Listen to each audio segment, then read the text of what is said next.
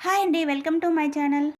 ఈరోజు ఎంతో టేస్టీగా ఉండే బెండకాయ చట్నీని ఎలా ప్రిపేర్ చేయాలో తెలుసుకుందాం. పచ్చడికి కావాల్సిన బెండకాయలను శుభ్రంగా కడుక్కొని ఇలా ముక్కలుగా కట్ చేసి పెట్టుకుందాం. అలాగే పచ్చిమిర్చి, వెల్లుల్లి రెబ్బలు, చింతపండు అన్నీ పక్కన పెట్టుకుందాం. ముందుగా స్టవ్ మీద ఒక ప్యాన్ పెట్టుకొని అందులో 2 స్పూన్ల ఆయిల్ వేసుకొని 1 టేబుల్ స్పూన్ మెంతులు, 1 స్పూన్ ధనియాలు, 1 స్పూన్ జీలకర్ర వేసుకొని వేయించుకోవాలి.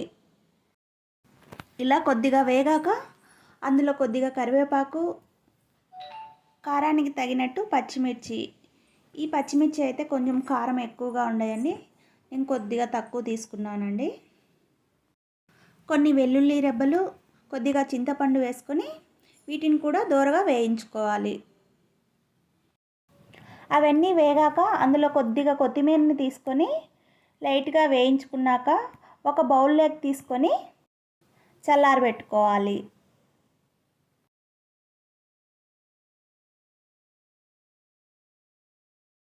ప్యాన్లో మరో 2 స్పూన్ల ఆయిల్ వేసుకొని ఆయిల్ హీట్ అయ్యాక మనం ముందుగా కట్ చేసి పెట్టుకున్న బెండకాయ ముక్కలను అందులో వేసుకొని వేయించుకోవాలి.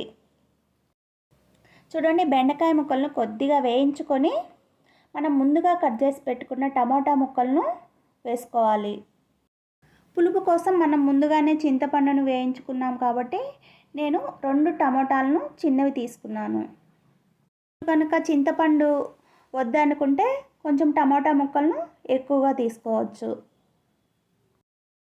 కొద్దిగా పసుపు వేసి ఒకసారి వీటన్నిటిని కలుపుకొని మూత పెట్టి ఒక 5 మినిట్స్ పాటు ఉడికించుకోవాలి. చూడండి, ఈ బెండకాయ ముక్కలు ఉడికాయి. స్టవ్ కట్టేసి వీటిని చల్లారబెట్టుకోవాలి. మనం ముందుగా వేయించుకున్న పచ్చిమిర్చి వాటిని రోట్లో వేసి దంచుకుందాం. మీ దగ్గర రోల్ లేకపోతే మిక్సీలో కూడా వేసుకోవచ్చు. నా దగ్గర రోలు ఉంది కాబట్టి నేను రోట్లో దంచుకుంటున్నాను. అందులోనే కొద్దిగా ఉప్పు వేసి ఇలా మెత్తగా దంచుకోవాలి.